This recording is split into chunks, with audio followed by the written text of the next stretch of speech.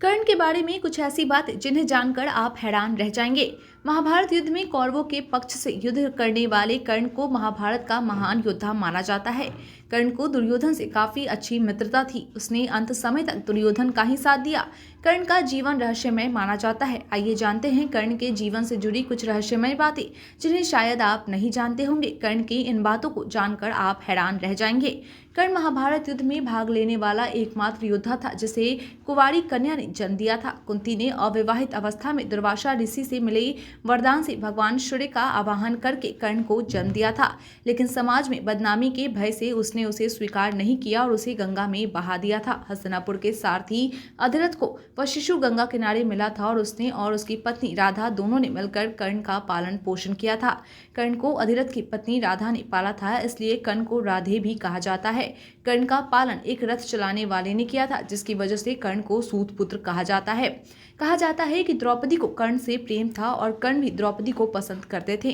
द्रौपदी के स्वयंवर में कर्ण ने भी भाग लिया था। राजा द्रुपद भीष्म के विरुद्ध थे और कर्ण भीष्म के पक्षधर थे। राजा द्रुपद ने अपनी पुत्री द्रौपदी को पहले ही यह बात बता दी थी कि कर्ण एक सूत पुत्र है और यदि तुमने कर्ण को पसंद किया तो तुम्हें जीवन भर एक दास की पत्नी के रूप में जाना जाएगा। स्वयंवर में भारी मन से द्रौपदी ने निर्णय लेकर भरी सभा में कर्ण को एक सूत पुत्र कहकर अपमानित किया था। इसके बाद भी चीर हरण के समय द्रौपदी को कर्ण से उम्मीद थी, लेकिन कर्ण ने अपने अपमान को याद कर वहां द्रौपदी की कोई सहायता नहीं की।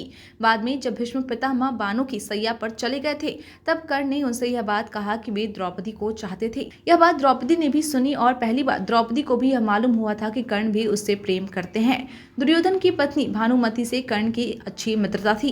कहा जाता है कि दोनों एक दूसरे के साथ मित्र की तरह समय बिताते थे। कथा मिलती है कि एक बार कर्ण दुर्योधन की पत्नी भानुमति के साथ शतरंज खेल रहे थे। इस खेल में कर्ण की जीत होने वाली थी। उसी वक्त भानुमति ने दुर्योधन को आते देखा और खड़े होने की कोशिश की। कर्ण यह नहीं समझ सका था कि दुर्योधन आ रहा है, इसलिए भानुमति ने जैसे ही उठने की कोशिश की, कर्ण ने उसे पकड़कर बैठाना चाहा। ऐसा करने के क्रम में भानुमति के मोतियों की माला कर्ण के हाथ में आकर टूट गई। दुर्योधन तब तक कमरे में आ चुका था। अचानक दुर्योधन के कमरे में आ जाने से भानुमति और कर्ण दोनों भयभीत हो गए। उन्हें लगा कि दुर्योधन को उन दोनों पर कहीं कुछ गलत शक न हो जाए, लेकिन दुर्योधन को कर्ण पर पूरा विश्वास था। दुर्योधन ने अपनी पत्नी भानुमति को केवल इतना ही कहा कि वह माला की टूटी हुई मोतियों को जमीन पर से उठा ले। इतना कहने के बाद वह कर्ण से किसी अन्य विषय पर विचार विमर्श करने लगा। कर्ण पर दुर्योधन के इस विश्वास ने ही कर्ण को गलत समझे जाने से बचा लिया। एक बार कुंती कर्ण के पास गई और उससे महाभारत के युद्ध में पांडवों के पक्ष से युद्ध करने की प्रार्थना की। श्री कृष्ण ने कर्ण को बता दिया था कि कुंती उसकी मां है, लेकिन कुंती के लाख समझाने पर भी कर्ण नहीं माने और कहा कि जिसके साथ मैंने अब तक का सारा जीवन बिताया है उसके साथ मैं विश्वासघात नहीं कर सकता। तब कुंती ने कर्ण से कहा कि क्या युद्ध में तुम अपने भाइयों की हत्या करोगे?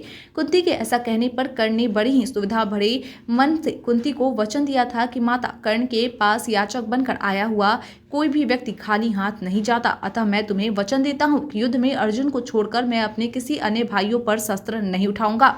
कर्ण दुर्योधन और अर्जुन से कम शक्तिशाली नहीं था, क्योंकि उसके पास इंद्र से प्राप्त अमोघास्त्र थे, जो उसे इंद्र से उसके कवच और कुंडल लेने के बदले में मिला था। इंद्र ने वह अमोघास्त्र देते समय इंद्र ने कहा था कि तुम इसका प्रयोग केवल एक ही बार कर सकते हो, यह जिस पर भी चलाया जाएगा उसकी निश्चित ही मृत्यु हो जाएगी।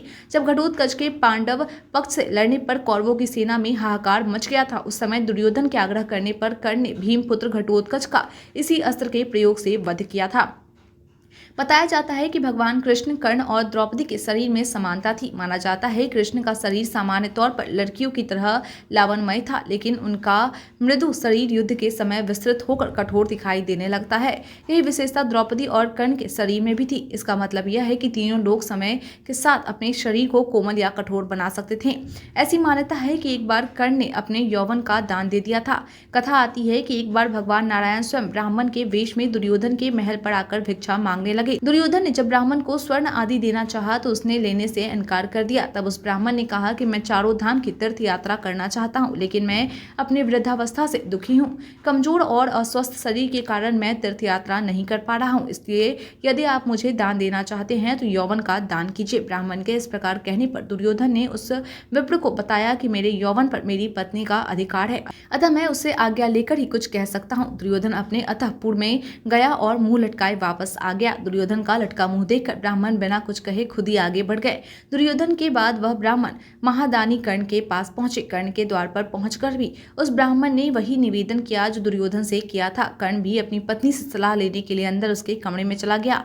उसकी पत्नी ने किसी तरह की कोई आनाकानी नहीं की और बोली कि आपको पूछने की कोई जरूरत नहीं है, आप उस विप्र को निसंकोच यौवन का दान कर दे। तब कर्ण ने अविलंब यौवन दान की घोषणा कर दी। तब उस ब्राह्मण के शरीर से स्वयं भगवान विष्णु प्रकट हो गए जो दोनों की परीक्षा लेने गए थे। दुर्योधन ने कर्ण को अंग देश का राजा बनाया था। कर्ण की पहली पत्नी का नाम वृषाली था और दूसरी पत्नी का नाम सुप्रिया था। सुप्रिया को पद्मावती भी कहा जाता है। कर्ण प्रसिद्ध दानवीर था, वह बहुत बड़ा दानी था। कहा जाता है कि जब कुरुक्षेत्र के युद्ध क्षेत्र में कर्ण अपनी अंतिम सांसें ले रहा था तो भगवान श्री कृष्ण ने उसकी दानशीलता की परीक्षा लेनी चाहिए। वे गरीब ब्राह्मण बनकर कर्ण के पास गए और कहा कि तुम्हारी दानशीलता के संबंध में बहुत कुछ सुना है, तुमसे मुझे भी अभी कुछ दान चाहिए। कर्ण ने उत्तर में कहा कि आप जो भी कुछ चाहे वह मांग ले। तब ब्राह्मण ने सोना मांग लिया।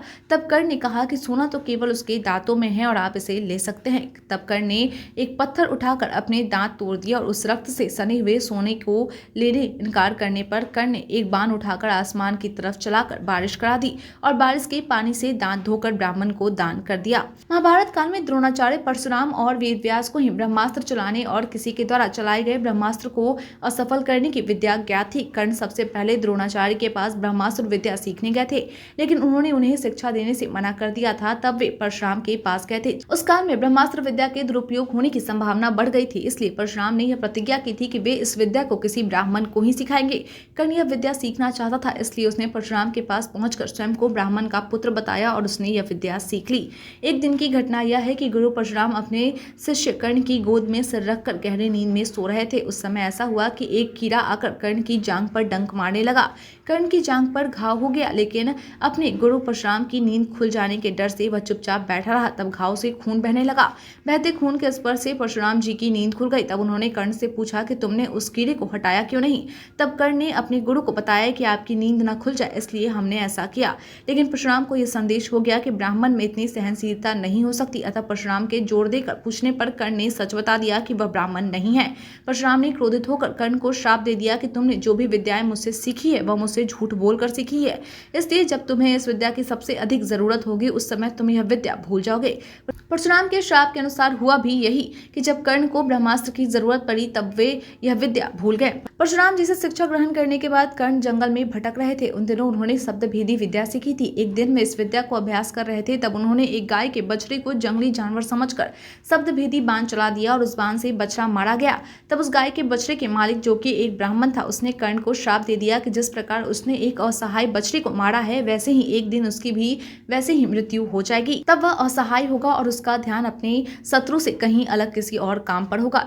सच में भी यही हुआ था कि जब कर्ण को अर्जुन से कुरुक्षेत्र में युद्ध हो रहा था, उस दौरान उसके रथ का पहिया बार बार धरती में धंस जाता था और वह उसे निकालकर पुनः युद्ध करना शुरू करता था। ऐसे में जब एक बार फिर से उसके रथ का पहिया भूमि में धंस गया तब वह कर्ण फिर से उसे निकालने लगा और उस समय वह खुद को असहाय महसूस कर रहा था। इसी मौके का फायदा उठाकर अर्जुन ने कर्ण को मार दिया। महाभारत युद्ध में एक तरफ अर्जुन के मित्र कृष्ण थे तो दुर्योधन के मित्र कर्ण थे। ऐसा माना जाता है कि यदि युद्ध में कर्ण को छल से नहीं मारा जाता तो अर्जुन के पास इतनी क्षमता नहीं थी कि वे कर्ण को मार देते। कृष्ण की चाल से ही कर्ण का विवाह द्रौपदी से नहीं हो सका था। उन्हीं की नीति से कर्ण के कवच कुंडल ले लिए गए थे और इंद्र के द्वारा दिया गया अमोघ अस्त्र जो वह अर्जुन पर चलाने के लिए रखा गया था वह घटोत्कच पर चलाया गया था। इस तरह कहा जाता है कि महाभारत युद्ध होने से पहले से ही कर्ण और कृष्ण के बीच छद्म युद्ध होता रहा था। श्री कृष्ण ने ही महाभारत युद्ध शुरू होने से ठीक पहले कर्ण को यह बता दिया था कि कुंती तुम्हारी असली माँ है। लेकिन युधिष्ठिर और अर्जुन को यह बात मालूम नहीं थी कि कर्ण हमारा बड़ा भाई है। यदि युधिष्ठिर को यह मालूम चलता कि कर्ण मेरा बड़ा भाई है तो वह राजपाट की लड़ाई नहीं लड़ते बल्कि कर्ण को ही राजा बनाने के लिए संघर्ष करते। आज के लिए इतना ही, धन्यवाद।